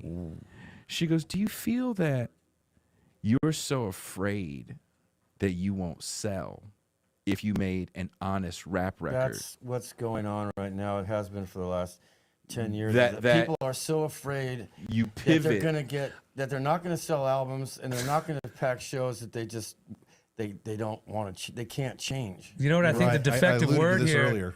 The defective word in this whole conversation right now is the word sell. No one is selling shit. Yeah. People are stealing Streaming. and streaming shit, right? That's something that that I'll probably take heat for. No, but for, on the like, real, we're not big Lars selling fans anyway. Lars, dude. well, dude, that's not true. I mean, We were at one point. yeah, at one point, dude, there was some money to be made if you sold Back in our day. 550,000 copies of a record back in the course. day. The way it was structured, you're making some money. Now you get still $15 for combat. 975 There's an Oakland. plays. Well, here, never to see your point, Chris. There's an Oakland artist named. She's a rapper, and she got some media attention recently. Maybe you guys read about this. Her name is Krayshawn. Did you say ew? No, I did not. Oh, I did. Just haven't. I did. Anyway, she had an album in like 2012, and it had finally went platinum. And she had put a Twitter post out. She said, "Please don't buy my record because I don't make any money off it." She goes, "I owe the record company $700,000." And she showed a screenshot of how much she owed because she signed an old deal where you were still getting paid off jukebox spins and there's no more terrestrial radio. She was already a thing in the streaming world, but her deal was so old she got no streaming royalties. So she's like, "I don't get any money off the streaming. I don't get any money off physical sales because I'm so far in the hole. But it's 1,500 streams for one album sold." Yeah. 1,500 streams for an album sold. Spotify's the worst. It adds has up just to like a tenth of a penny. So hold on, listen to this. Spotify has just come out and said, if you don't have 1,000 spins, because these don't get stored in a magical cloud. There's actual there's computers space. and there's space that's being don't taken even up, hold your shit and it on. costs millions of dollars. They're losing money rapidly. So Spotify said, if you don't have 1,000 spins, you're not going to get drop you. anything. We're not going to pay you any royalties. They said maybe we're going to roll this out in 2024. This woman had so many spins that she sold a million copies from these spins. Cool. That's awesome. Do you think there's this odd, I'm going to add to the thing. Do you think there's an odd disconnect? And I asked this question to all of you too, because there's various age ranges in the audience. Do you think there's a disconnect between actually going and buying physical music and listening to a record while you clean your house, whatever the fuck, walk to school, whatever the fuck you do, or just having the history of recorded music in your pocket? Yeah. Or yeah. just a playlist? Yeah, Yeah. of course. Does it change the way you're connected to the art? That's almost a rhetorical question because I know how it affected. I know how it affected me when I was a kid, holding a gatefold Yeah. and reading the liner notes and that tangible, Well, that's why touching. vinyl's so popular right now. It's because it's more popular than CDs. I love vinyl. You know. You know what? what? I want to get back to my man here. He had a question before we bounce over Oh, in the okay. back. My question's more about politics than music, and it's kind of about music too. But if y'all want to keep on this track, that's cool. Keep bouncing around. Bouncing around. Whatever you want. So I've just been sitting here feeling all sad about the way that I actually used to feel if I brought home like a CD and popped it out and listened to it. See, It your was like CDs. Your CDs. yeah. And like how, I guess tapes at one point, but yeah, they have a vinyl only as like an affectation. I never did that organically, but Yeah. and but like how that was like, because it was the thing, you just spent money on it and you're just like, you've got an object and You got to take care of it. yeah, and like you have Right? and it's a thing, it's like, oh, I just got this, now I'm gonna listen to it. It's like a little mini event. And you get there and read all the little stuff inside. Yeah, you're Turn it sitting there over, the literally special reading something thanks, and all this other while shit. you're listening to it. And it makes me so sad that doesn't. So whatever you're gonna ask about politics, is actually gonna be improvements. Yeah, please go. Keep going back to what Jason said about how '84 was the big shift, and I didn't live in the Bay Area in '84, but like lots of my friends were like anarcho-punk organizers, and the DNC, the Democratic National Convention, was like a big moment for them. I was there. In the Bay Area, it's like Einstein's moment and all that shit. And I'm just kind of curious how, with everything that was going on in the Bay Area at the time around punk and heavy music or whatever, I'm just kind of curious about what impact that had. I can't answer. Well, it had a massive impact in the You were punk there, scene. right? Yeah. I just heard you say Because it. we were all of a sudden all there, not just to be there, but also to really be square with the problems at hand, and the demonstrations, much like any other that had happened in the Bay Area, or going up against the KKK or Nazi groups or whatever. There was a tangible fucking togetherness there. No business as usual. When that happened, that was the first. That's the original Occupy. Breaking shit, stopping shit, not just busting open the windows of Miller's Outpost, or getting shoe locker. Well, we went to banks. You know what I mean? Get the source. We attacked source, right? Exactly. And so that's something that's kind of lost in the fray, with like Antifa, right? I never had to wear a mask to knock out a Nazi, right? But I definitely understand why a kid who's going into Foot Locker or breaking open a window to a coffee shop downtown Oakland's got a mask on, right? There's something fucking inherently wrong in the approach. And you're gonna be right? caught on video. And camera. yeah, and like I don't care if I got caught on video tipping over a cop car at the That's DNC. what it's all about, right? It's a badge of honor. So back and then. also with the punk scene, like you had spokespeople like Jello was really God, he huge was- in the still beginning, is. and he was kind of like the in the Bay Area in the punk scene. He was like the leader, like he was the mouth of the whole scene, and he was very political and he was smart, dude. Really, Very And Dave really, MDC too. Yeah, really, I think really he ran smart for dude. mayor around that So time, did, right? so the he scene- did. Yeah. The metal scene, our spokesperson was Paul Bailoff. So it's like, it's a little different there. Yeah, can I? This segues to something I want to roll back to because this is great. Because you were talking about 2010, right? So we had the Occupy movement. I actually went boots on the ground with a video camera and a guy with me filming the whole thing. And I did this show called the Omega Wave Show at the time. And my whole MO for walking in there is, I'm hearing there's no leader. I'm hearing this is a leaderless movement. What's your end game? Who really? I'm like, so like everybody, I'll talk to the rabbi, I'll talk to this guy. Who's really the leader here? And they would all just kind of backpedal into a mishmash of no real organization other or plan other than we're not, I mean, they didn't want to say it. But the difference is, again, I don't want to call them posers because they weren't, they certainly thought they were fucking doing something.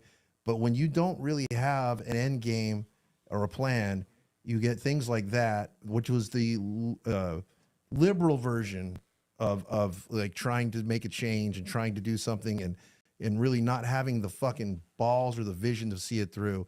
And then you go to January 6th, 2020, and you've got literally the opposite end of the spectrum, the uneducated internet fucking news-driven YouTube fucking morons. You leave my fans alone. That's about a good word for it, what too. you have is God. the intents have changed so much, and nobody really, not nobody, but very few understand the greater. It's hard to understand, that it's a lane outside of our lane. It's hard to understand this. So, like I watched, with January 6th, I just want to finish this thought because 84. You knew what you were fucking fighting against, and you knew to go break in the bank, and you knew to flip over the fucking cop car because you were specific. Then it turned into fucking Miller's Outpost stores, and then it turned into, we're just gonna fucking rage against, oh my god, the fucking pedophile Democrats, like made up shit on the internet. So we've literally, the internet has made people that much more ignorant by learning that much more information that they can't prove to be true, but they believe it. Yeah, the more we tech up, the more we dumb down. Anyone right? can prove most of what they see on the internet, other than what their followed sources on the internet to back up what they believe on the internet is what they believe. And that is where I got the disconnect, where I was like, okay. Yeah, that's kind of like when Matt goes crazy with Bill. Yeah, there's always going to be so, and you know what? I had Prove plenty it, of that. motherfucker. Send me some proof, I bro. had plenty of that. Shut up, Bill. There's a disconnect Fuck, now. dude. Shut up. I mean, I love you, Bill. Come on, but you it is shut an up. important point, though, right? Because it's like this is where aesthetics and politics do come apart here. Because if you think about Occupy, it's like, all right, they're mad about a lot of the right things. They're mad about a lot of things you should be mad about, but nothing, as far as I can have ever been able to tell, actually came out of it. No, There was no plan, and it was proven throughout a day of just literally trying to talk. I talked to probably 30 fucking people that day that were all brought to me. This one's really high up on the food chain. This one over here. This one over here, and I got good interviews that told me nothing. Yeah, I mean, if you think There was nothing going I mean, on. if you think about movements that have actually meaningfully accomplished things, the labor movement, why we have a 40-hour week with weekends, the civil rights movement, why we don't have segregated drinking fountains, right? These are things that had identifiable leaders. They had unity, and they had powers and numbers. Demands. Leaders who Right. could explain the demands to you. Yeah. People who could make Discipline. deals with you. There was a discipline. There you go. That's a word that I think is lost also too, is discipline. And passion. Passion, focus, discipline, a fucking plan. Just have a fucking plan and follow through with the discipline to do But it. what if your plan is just the demonstration? That's good for you. But you can't expect it. Do you mean can't just to be expect that the disruptive and go demonstration. break shit? Well, like Yeah. they did on the bridge yesterday. Maybe you don't have to break 2 shit. days Maybe ago. your whole plan is to say we're trying to bring awareness to something. I'm asking a question. There's- I'm not I don't saying think there's one's anything right. wrong with that. I don't You think might there's not anything expect the wrong with fucking it, result. But is it going to cause change though? So change. Mostly not. I think that honestly, each individual in this room, the only way that we can honestly change anything is by being as good as we possibly can be ourselves. I don't think that it's going to, like the civil rights, I don't think there's ever going to be something like that again, dude. There's just people are just way too much all over the place. There's no. That's the thing, is that everybody's all over the They're place. all over the place. Yeah, the but- people but- they just don't. And that's exactly where they want us. Period. But do you That's think where they want us. Do you think there's an imagined vision of what that movement was? Like, so for example, if you think the civil rights movement exists in a vacuum of some protest signs in 1963 and then the Civil Rights Bill, right? Which, if you read about the civil rights movement, was like kind of a point of contention for a lot of people within the movement, because they were like, this isn't enough. You know, next week or in 2 weeks, I'm talking to the woman that wrote the biography on Bayard Rustin, who literally organized the civil rights, that march on Washington. And that was a huge point of contention, that this was capitulation. But again, when you have a larger movement and you have to have political allies, like, let's be honest. I talk shit on the internet. I do have to read a lot, but I don't have to make friends with people in office.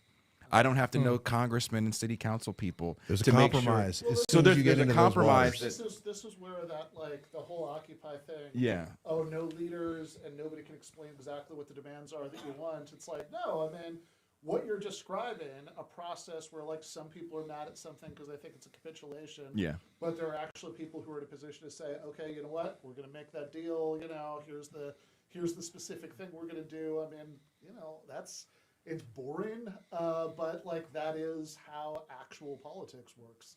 You actually want to accomplish something. Yes, you need leaders, whether we want to admit it or not. There's got to be people at the highest levels, that somebody that you can look to as, and you hope they don't disappoint you, but they always do, because they're a politician. They made a compromise. There's a cycle that happens. Power Once- hungry, dude. Yeah. It takes I mean, there are people with good intentions, and we know this. And you get in, and your intentions have to be compromised to get a deal done. And then what? Oh, God, I guess I'm just a human being after all. It's like there's this. I don't want to sound hopeless at all, because I think what Rick said is fucking brilliant. You got to be the best within yourself. That's where it starts. And be in a lane Period. where you're doing good in your lane. And if you want to be, and Chris and I have talked about And if you've got this. kids, spread that. You know what I'm saying? If you And want to be a it's- revolutionary, be It's one. not going to happen overnight, bro. But that's what you. It's not a hobby. It's not John a fucking Lennon hobby. said it perfect, you know? bro. Love is all we need, baby. Love I mean, is all we need. there's people. And There's it's a fact. Who said that? Say that.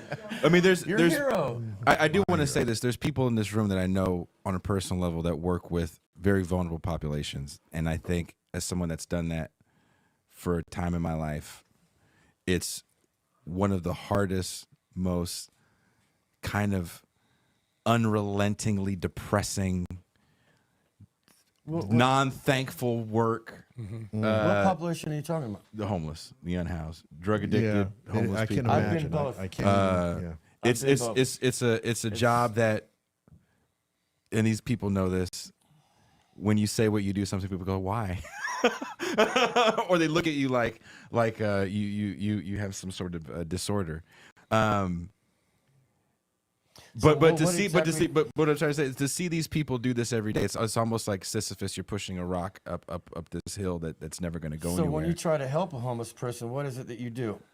Why is it that you do No, it? what is it that you do? What's the first step that you would do to help So Yeah, it depends on the context. You know, Yeah, my first thing is I'm listening to you to see what you need, and I'm trying to get what you need as best I can within the grounds of what I can do, because 8 you're out of also 10 of them are going to be addicted to some kind of oh, drug. definitely. Okay. Yeah, Oh, but yeah. that's So- but you know, but yeah, that's then also there's- systemic to the pain of being That's homeless, what- right? That's my next thing. It's a like- cascading. It's like there's a deeper issue than the drug addiction. It's like personal issues that they're trying to self-medicate for. So you have to get really. It's so involved, dude. It's like, and they get to the point of hopelessness where they just fuck it. They throw their hands up. Yeah. I'm living right here. The dope man is right down the street. No problem. Leave me alone. You know what I mean? Oh yeah. And it's like, if I was homeless, I would go to the mountains and I'd have a gun and I'd feed myself. You know what I'm saying? And Right, but try that to do it ingenuity and that mindset leads to not being homeless in the first place. Right. Like it's like saying, you're "Oh, home is the if I was mountains. homeless, I would steal a whole You're bunch of home- you're plywood home. and go get carpet and all that stuff." But you know what I mean? Putting those dots together, No, I've been Right. I've been Yeah, homeless there's- with children, dude. and right? it's fucking Chris is right. Yeah, you know ridiculous. But that I leads was to not. spun out of my head. Like, look, my bike team, my BMX bike team, we worked a lot with homeless in Oakland, right? And what we found out was that we were encountering a lot of Southern accents, right? And I'm like, what are y'all from? Like, where are you from? Oh, we're displaced from Katrina, right? On the FEMA vouchers that ran out, right? Houston, Louisiana. Mississippi, right, Louisiana, right? They were sent to Dallas, they were sent to Seattle, they were sent to San Francisco, they were sent to Chicago, right? And then the FEMA vouchers run out, and Halliburton bought everything in Louisiana, right? You know the shell mound in Albany? You know, it's an actual shell mound from the Indians, right? So what they have now in the lower wards are house mounds, where so many houses have been pushed into a pile. Now they're just covered in grass and vines and dirt. And there'll be archaeological digs someday, right? Because they didn't build back anything for anybody to go back to, right? Now more and more increasingly we're finding the 6 years of fires have a lot of people down here homeless. Because a lot of people up in those beautiful areas in you know, everybody wants to say, oh, the high country and all this, da-da-da. Yeah, you had a lot of dangling ass motherfuckers holding on to grandma's house, barely. Yeah. You know, poverty level up there. Yeah. And then house gone, we gone. Yeah. You know, and that's why you see a lot of the RV situation, right? Yeah. People came down with the RV that didn't burn up. Yeah. You know, so you're finding like we're still stuck on bum. Right? No, it's not that bum, it's mentality, way you beyond know what I bum. mean? And before we get clear on calling people bums, we're already trying to generalizing. change the word homeless. What is it now? Simplify. Unhoused. Yeah. Ugh. Let's change. I Let's. love that. Let's spend the next 100 years coming up with euphemisms and still. Yeah, not fixing exactly. houses. You know, Well, can we just? you know, like that's like how we, you know, We we could talk about this for a year and a Yeah. half. Oh, bro. of course, of I course. just wanna say- but like people don't want to be told why they're homeless. They want water in a jug, right? And they want a sandwich. Stop talking about why people are homeless and go out there and do something about it, right? I came up with the idea to put together women's packs, right? Because everybody's out there giving out this, that, the other thing, but nobody's thinking about special needs of women who need other shit. You know what I mean? And they need other stuff to make them to give themselves value and dignity back. Well, that's You know what I that's mean? the Because huge thing. dirty ass men just need some. You know what I'm saying? They can just be dirty ass men. The needs are different. You know, needs are different, right? So you just got to put together the systematic thing, and like the drug and alcohol issue, that people just throw on the homeless. You know, yes, there are a lot of fentanyl and meth addicts hiding in the homeless community because they give up and they couldn't get a lease on a house anyways. No. So they're hiding in that community, right? The stolen bike issue.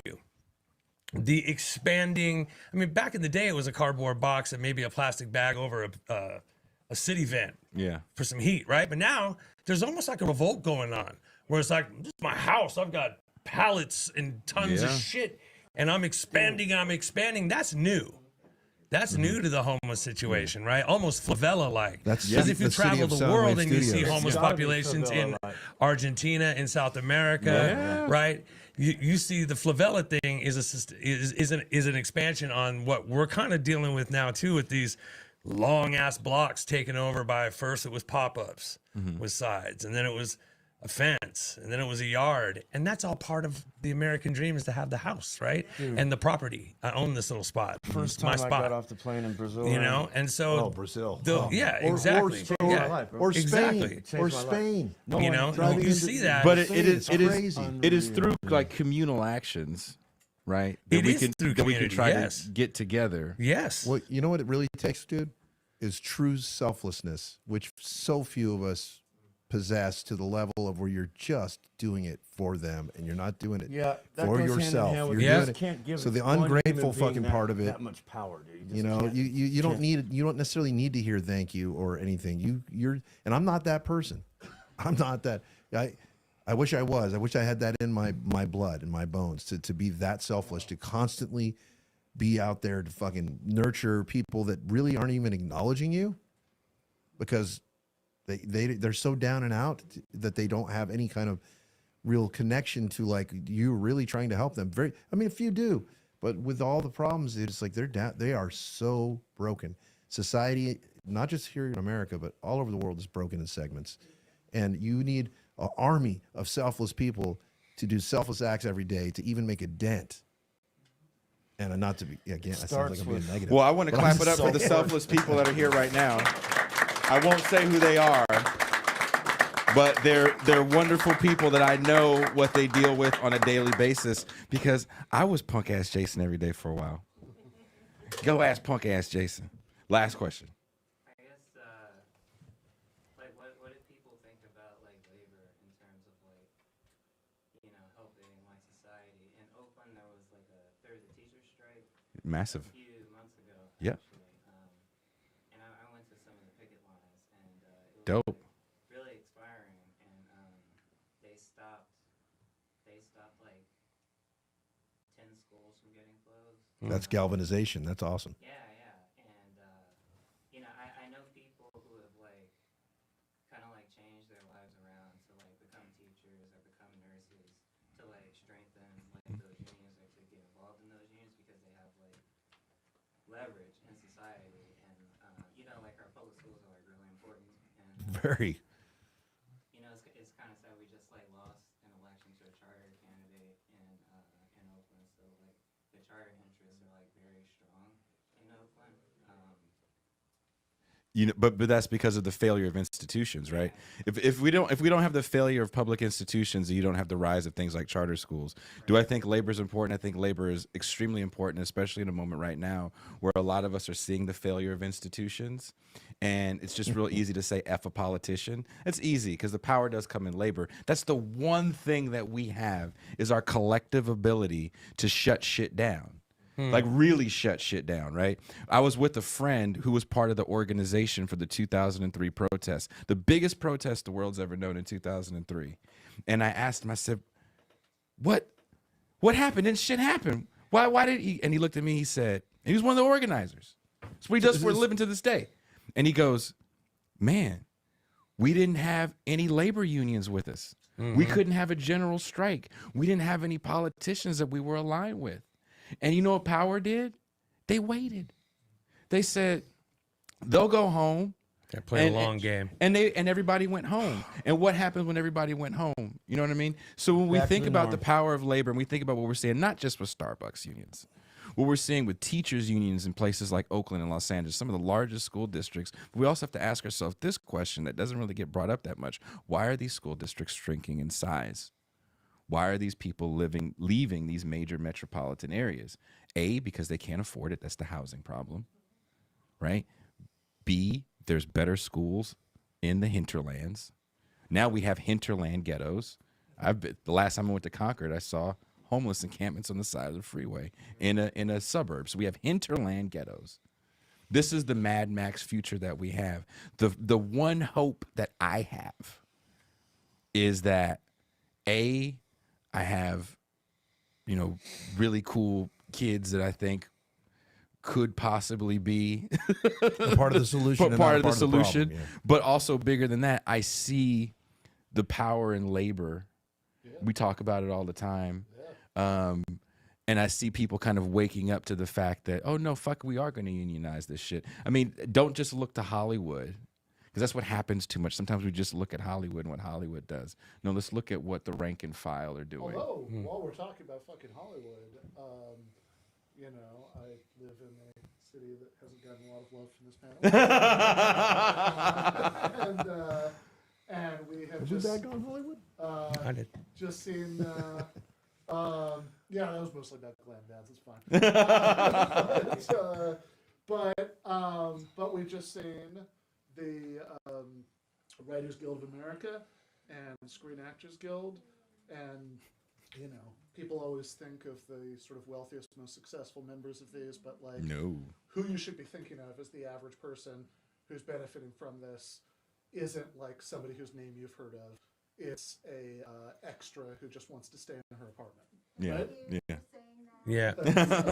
Yeah. Straight up. You know, Can I just say our bass player in the Boneless Ones is an editor, and he's, you know, be considered a Hollywood editor, successful. Troy Takaki.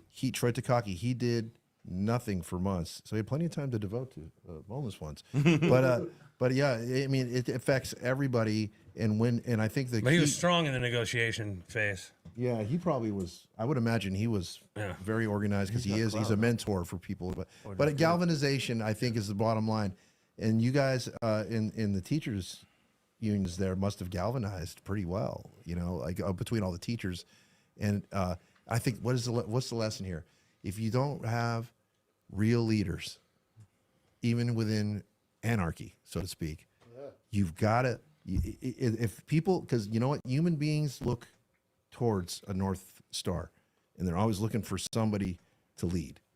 And whether they admit it or not, you're looking over your shoulder. Who are you going to ask? You know, there's a war over there.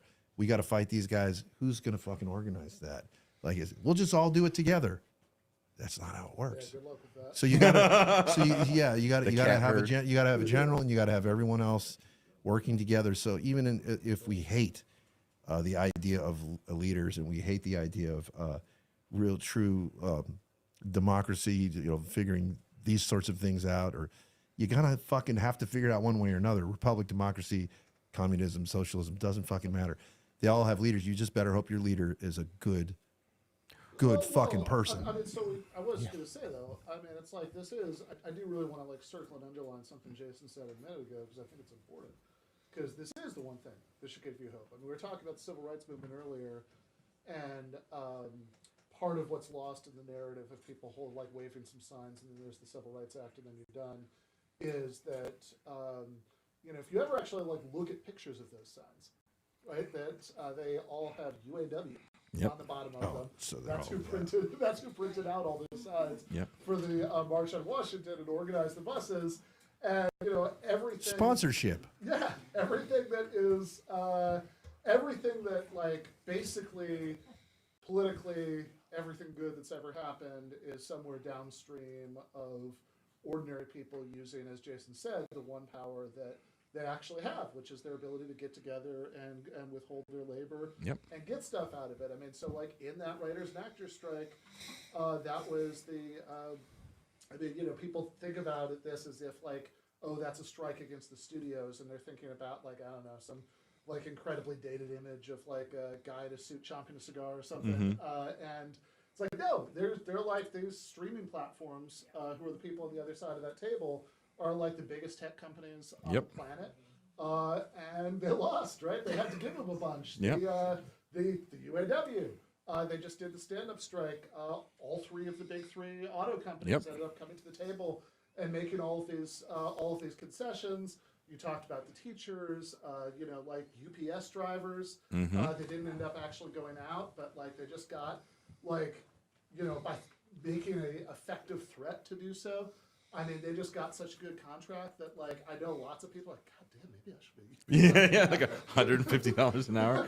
But that's the power of like organized labor. So to your point about organized labor, I think it's extremely important. I do think we're just now kind of waking up to that, its importance. So you organize anything. Yeah, fucking organize. You know. Like just willy-nilly all over the place just ain't gonna get it done anymore, and it probably never got it done. You know, the cavemen organized. Like everybody figured out eventually, you know, societies organize or they fall apart. The Romans were organized until they weren't, you know. I'll tell you what though. There's an organizer. Thing you said about metal and you know, I want to go back and listen to you know, that Satan and No War thing. It's like, oh, Satan and No War. No, it's Metallica, dude. No, Satan and Nuclear War. Well, but yeah, no, that's anyway, makes me want to go home and listen to some of those. Well, look, we're gonna please do. Well, look, I want to thank these guys up here. I want to thank you guys for coming out. I'm going to be sitting here chilling for a while, and let's fucking hang out. Nice.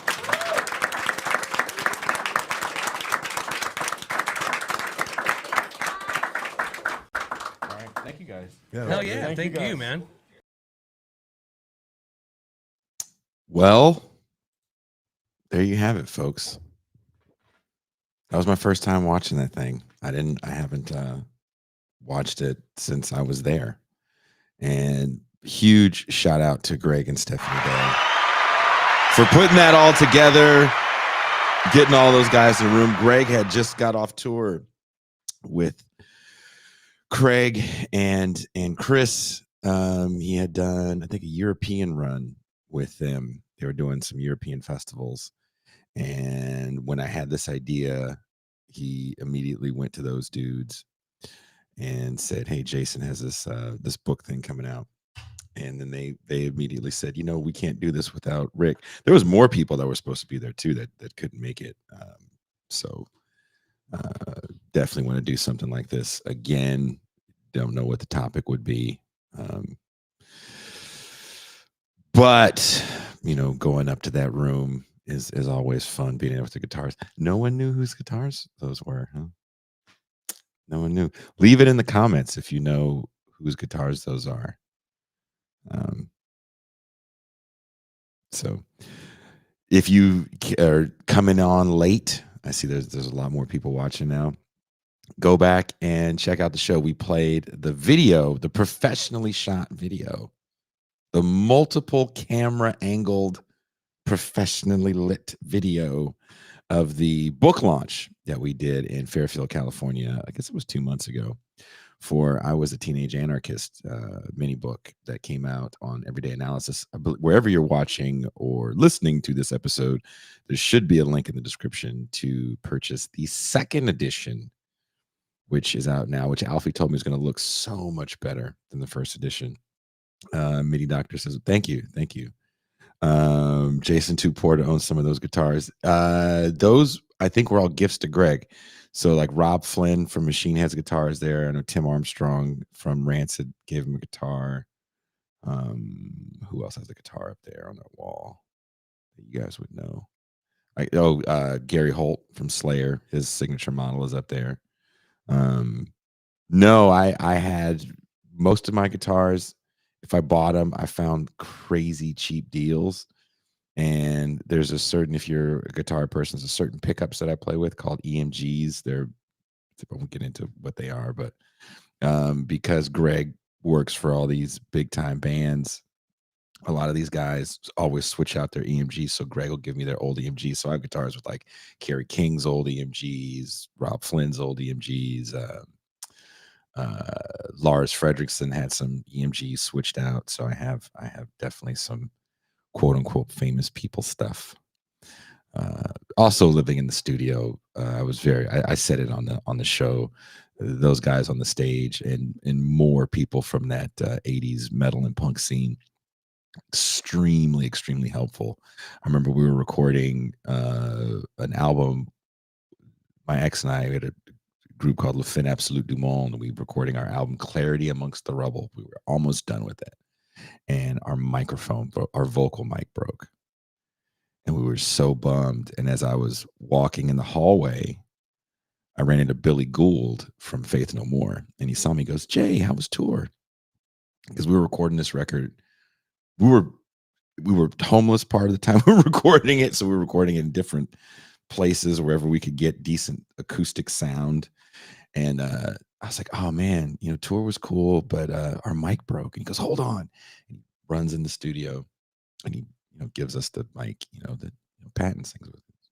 Gives it to me. He's like, "Oh, we're going to Japan. Keep it. Finish your album."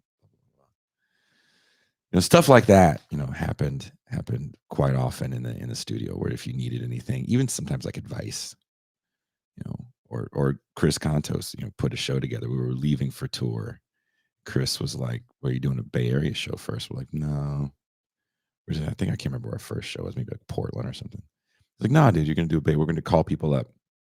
Chris got smoke machines for us and all kind of backdrop stuff, and called everybody, and we did a secret show at the studio in the stage room.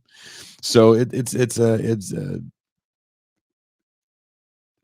bittersweet situation, living there. It's definitely not a place you want to live by any stretch of the imagination. It's one thing to rehearse there. I work there. I live there. But I got to meet some amazing people through that place, and some of them you got to see on stage. Definitely, I met Greg through that place, who's helped me tremendously as I was leaving actually his house that night or the next day, because me and Ben stayed there. I had been whining to him that I couldn't find picks in Mexico, and I had all these picks from, how did I get them? I have a string deal, and I think I got them from the string deal. I couldn't find them. I can't find them. I was like, dude, I had all these picks. I lost them. I don't have any picks. I try to get picks in Mexico. They don't have the picks that I use. And he goes, oh man, it's a bummer. You know, change the conversation, do more stuff. And as I'm leaving, he gives me this huge thing that techs have of different picks. And in there are James Hetfield's picks, like his actual picks. So I was like, oh, dude, you're the most awesome person. So the most recent thing I just recorded under the Bitter Lake moniker, Black Christmas Volume 3, Tears in the Rain, right? Based off of that Rutger Hauer line in Blade Runner. The original title was Blade Runner is the Present. I did on my James Hetfield pick. So hopefully I channeled the spirit of chunky, crunchy stuff on that very weird recording. That's out now. It's on Spotify. And I saw some people asking about Spotify. And look, there was no terrestrial radio. And before streaming services were everywhere, the only way I would have been able to get that out to you is if I had like some sort of weird mailing list and I sent you a physical copy of something or sent you an MP3. But I was never going to make radio money. So, and I don't have that many people that, spin our stuff on Spotify. So, but it's out there and I'm really excited about it for no good reason. We will be back tomorrow. I don't know how many people will be joining us tomorrow, but I won't be by myself.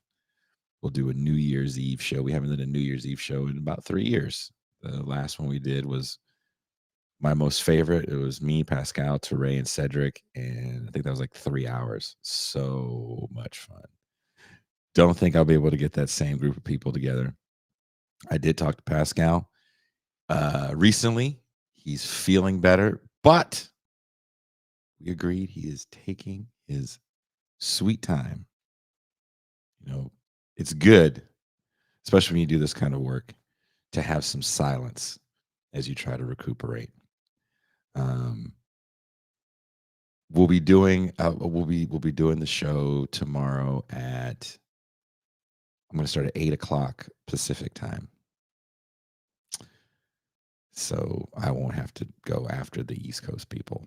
So we can celebrate New Year's with the East Coast people. Hopefully Toussaint, I hope she doesn't like chicken out and not join me. But if Toussaint joins, assume that we won't be able to hear anything she has to say with all the gunshots in her neighborhood. I mean, the ambulance is always driving by on a regular day. So what's New Year's going to sound like?